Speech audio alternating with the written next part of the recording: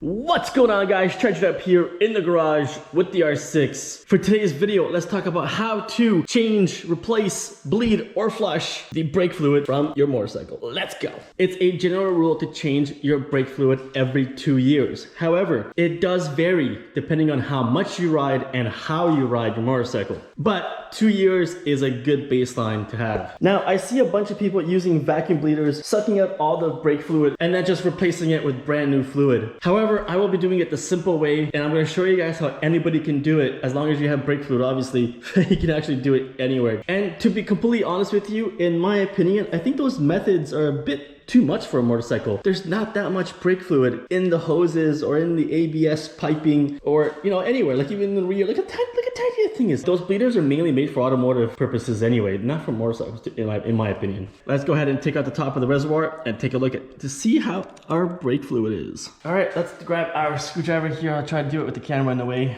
Number 2 Phillips screwdriver. Number 2. All right, so now that the screw in the holder is gone, I'll go ahead and simply screw this off. Now when you do this, you want to do this nice and slow. Take the cap off, and then once you take the cap off, you'll see that there's the white little top piece. It's a barrier, and then you got our little seal right there, which is a rubber seal that goes around it as well. Now this is something I usually do all the time. I usually like put old towels or something like that along the bike, over the top of the bike, over the top of the controls, just in case the brake fluid does spill or splash out whenever you're doing something around it. So before I continue or take this top off, I'm actually just gonna put some stuff down and I will continue on. Okay, got my rags down around the reservoir right here. Before I go any further, I'm going to stop here for a second. Before I get ahead of myself, let me show you guys something real quick. This is what new brake fluid looks like. As you can see, it's nice and clear, new. And this is what old brake fluid looks like. Now, however, this is not the dirtiest it gets. I've seen a lot dirtier, a lot browner, and with a lot of stuff floating around in it as well. This isn't that bad. This is actually changed out of my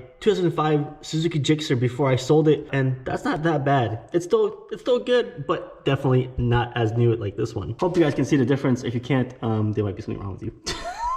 With the old fluid, especially if it looks like this or brown and you see stuff floating around, not just stuff you don't want floating around in your brake system and all the hoses and everything else like that, you definitely don't want that. Let's take a look at what you'll need to get this job done. First thing you'll need to get this job done is clear PVC vinyl hose. You can get this at your local hardware store. You want it to be 3/16 an inch internal diameter, so the internal diameter right there, and this will be hooked onto your caliper nipples or your bleeder bolt. You also need a size 10 wrench, which we will use to loosen and tighten the bleeder valve on each caliper. The third thing you'll need to get this job done is somewhere to store the old brake fluid. I have a normal Gatorade clear bottle. That's the old stuff from the Gixxer. That's what I use. I also have this bleeding system. It's a one-man bleeding system. You can actually buy this thing right here. It comes from PowerFix. You can buy it at Princess Auto or your automotive store. I'm pretty sure they have them. It comes with a little reservoir here, which then plugs to the back right here with the magnet. So then with the magnet, you can actually attach it to the caliper, stays there, then you run the hose from here to the bleeder screw. I like this thing. I've had this thing for a long time. And the fourth thing you'll need to get this job done is shop rags. Old t-shirts, old cotton t-shirts you want to cut up and use as rags, old towels, or obviously I have a bunch of shop rags or microfiber cloths or anything like that. Just throw them across the area that you're working on. You definitely don't want to get any sort of brake fluid anywhere on your bike, especially with the color areas, because the brake fluid will destroy the color. It will actually destroy it really quickly. If you do get any sort of brake fluid on your bike, quickly wash it off with a brake cleaner. Soap and water is probably the best thing to do it with. But yeah, as long as you do clean it off right away, nothing will happen. All right, now that I got that out of the way, let's go ahead and go back to the reservoir right here. We're gonna go ahead and lift up the seal. Again, you don't want it to drip anywhere, so be careful when you pick it up. And you can take a look at it right now. I'm actually surprised at how dark it is. Okay, so we're gonna start from the furthest away from the master and then work our way back towards the master cylinder. We're gonna be starting from our left caliper, then to our right caliper, and then we'll move up to our master cylinder afterwards. All right, I think I covered everything before starting, so let's go ahead and get started. Step number 1, remove the dust cover from the caliper bleeder screw. Right over here, this just should pop off. Boop. There you go. So there is our bleeder screw right there. Step number 2, we're gonna come over here and grab our hose. We're gonna grab our vinyl hose and we're gonna put this over top of the nipple, like so. If I can do it while looking at the camera. There we go. All right, so you want it over top of the nipple like so. And then we'll grab our reservoir, place to put our old brake fluid. That'll actually magnetize to the rotor. And then this part will literally come right here. And bloop, there we go. And that's our system. So my step 3 is actually routing the hose and coming over and then putting it into the container. Step 4, we've got our size 10 wrench right here. Oh, wait a minute. It's not 10 for this bike. It's an 8. It's a size 8. I made a mistake. For the R6, it is an 8. So we've got our size 8 wrench ready to go. Step 5, as I mentioned before, is put rags everywhere. Literally put rags everywhere so the brake fluid doesn't have a chance to go anywhere near your painted surfaces. Step 6, remove the top of the reservoir and then take a look to see how your brake fluid is. Now obviously I already did that beforehand, that there is definitely a color change. It's a dark brown. However, I didn't see anything floating around. If you do see something floating around in your reservoir, don't push that through your system. Don't push it through your system at all. Do this instead. Grab a couple of rags, grab paper towel, grab a towel if anything, and then slowly dip it into the actual reservoir and let your material soak up the fluid inside the reservoir. Clean that out and then pour fluid in before you start doing the system. You don't want those little particles going through the system as you're bleeding the brakes. Now with that being said, it's time to flush the brake fluid. Let's go. The flushing and bleeding process does not change whether or not your bike has ABS or doesn't have ABS. The only difference is that a bike that has ABS equipped, it'll just take longer because there's more plumbing that goes to the ABS to actually flush out the fluid. All right guys, here we go. Step number 7. What we're gonna do is we're gonna pump the brake lever 3 to 5 times and then hold it to pressurize the system. With my left hand, I'm gonna go up here and go 1, 2, 3, 4, 5, and I'm gonna hold it. Step number 8, we're gonna grab our size 8, not the 10, size 8. We're gonna grab the size 8 wrench and we're gonna open the bleeder screw about a quarter turn. We're gonna quarter turn open, and then you're gonna see the fluid start rushing. I opened the bleeder screw. Once the bleeder screw is open, the fluid will actually come up. The fluid just stopped right there. My thumb is still on the lever. It's now pushed right up against the handle. Now what you're gonna do is while your thumb is holding, this is I believe step 9, while holding the brake lever with your thumb, you're gonna grab your tool and now you're gonna close the bleeder screw. Close the bleeder screw, and then we're gonna let go of the brake lever. So step 10 would have been to release the brake lever, let it come back out. Now, because the bleeder screw is now closed, we'll get pressure again. So we got pressure again in the brake system. Again, 1, 2, 3, you can even just 3 to 5. I like to do 3 or 4 sometimes because you miscount because you're busy thinking about something else.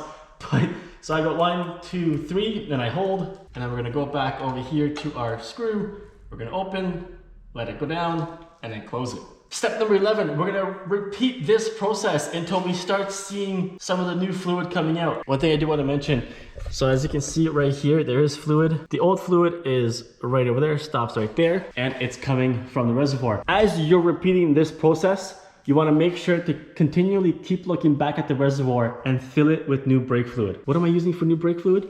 I'll show you guys right now. So the new brake fluid that I'll be putting into the R6 is the Yamaha brake fluid .4. This is from Yamaha themselves. I have a bunch of them, so I'll be using the Yamaha brake fluid to put back into the bike. Got our brake fluid ready for when it needs to be poured into the reservoir. As you can see right now, the reservoir is still pretty full, so we're going to continue the bleeding process until it gets down to probably around that line right there, the lower line, and then we'll fill it with new fluid.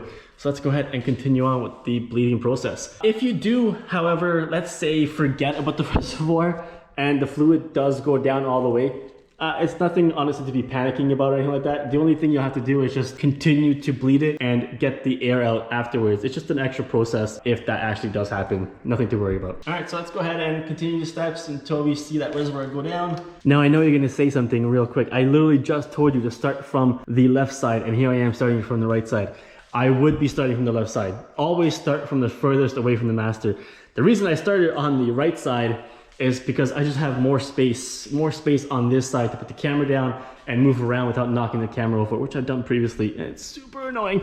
Regardless, that's the only reason why I did do that. I'm gonna continue on this side, then move over to my left on my own off camera, and I will come back to the master afterwards. All right, so as I mentioned about 2 or 3 times now, you want to just continually keep an eye out for how much fluid is in your reservoir. As you can see, it's down to the lower line right here. So we're gonna go ahead and grab the brake fluid, slowly and carefully start filling up our reservoir. Now you don't want to overfill it, just go up to the top line and then put it aside again, because you'll probably have to do this a couple of times just to obviously make sure all that fluid is being pushed out. Okay, step 12, I've refilled that. I refilled it twice. I continued on with the process to flush the system from the right caliper. As you can see now, it's actually nice and clear. It's a clear fluid that's coming out of the brake reservoir. This side is now done. Just want to make sure you have this tightened down, which it is. And then to take off the actual hose, you literally just hold it from the top like so, and then just pinch it off. And as you do that, you want to just get one side off to let the air in. And as you can see right there, you can see the air and the bubbles actually going towards the storage. So I'm slowly pulling it off, and there it goes. There it goes. There goes all of it. Whee! Into the storage container. The left side caliper is obviously the hardest to do. You can do this with a helper, or you can do it on your own. If you have a helper, you just tell them to obviously pump it, hold it. I've got my size 8 wrench in my right hand. With my left hand, I can reach up right here. 1, 2, 3, hold it, open the bleeder screw, push with your hand, and then with your right hand, close the bleeder screw. A few moments later. Took the rubber hose, connected it to the bleeder screw, and then the hose goes over to my storage bin. So let's go ahead and do the same process, and then we'll clean up everything and move to the back. Okay, that process is now done. We've done the left side caliper, the right side caliper, and the master as well right over here. Now that that's complete, we're gonna actually grab our brake fluid, because as you can see, our reservoir is pretty low. It's down to the low line. So we're gonna grab our brake fluid and we're going to top it up. Now remember, don't overfill it. I'm actually just gonna stop underneath that line, that top line. I'm gonna stop just under the top line. Good, that is golden. Perfect. Now that that's filled to where it needs to be, we're gonna grab our top portion here and the cap and then put everything back on. All right, rubber pieces in, the white clear pieces on top, the cap is done, and the holder is also put back on. Perfect, let's move on. The next thing I usually do is I take a rag and I start to clean up the reservoir here. I clean up, like I mentioned here, the nipple, I go to the caliper, the left and right, clean it up, and then move over to the rears. Okay, let's move on to the rear brakes. Here is the rear reservoir right here. We're actually just gonna undo that bolt just to pull the reservoir off a little bit, take the cap off, and then we'll have room to actually refill it with our brake fluid. Our bleeder screw is right over here, so you can go ahead and take off the dust cover.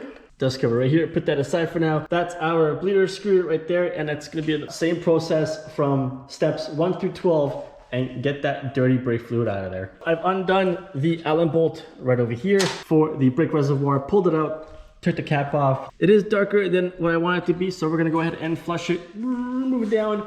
I am ready over here with the bleeder screw. As you can tell right here, this is a size 10, not a size 8. It is a bit different from the front, only because the wrench size is different, that's all. I've got my hose going to my bleeder screw or nipple, and then the hose running down to my storage. So the only difference from the rear brake and the front brake is obviously using your rear pedal instead of your brake lever. Alrighty, so we have flushed and bled our rear caliper as well. That is all brand new brake fluid right there. Put the brake fluid, fill the reservoir just underneath that line.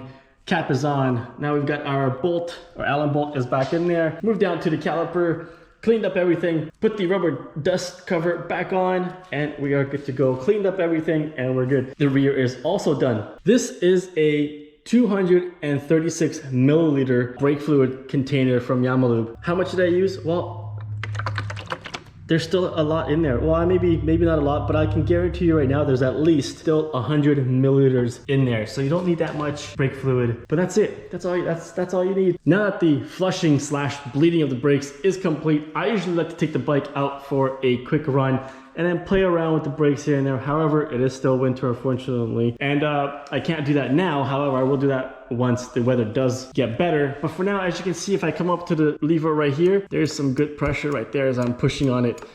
That's a good sign. That's a good sign. And then we'll come back to the rear.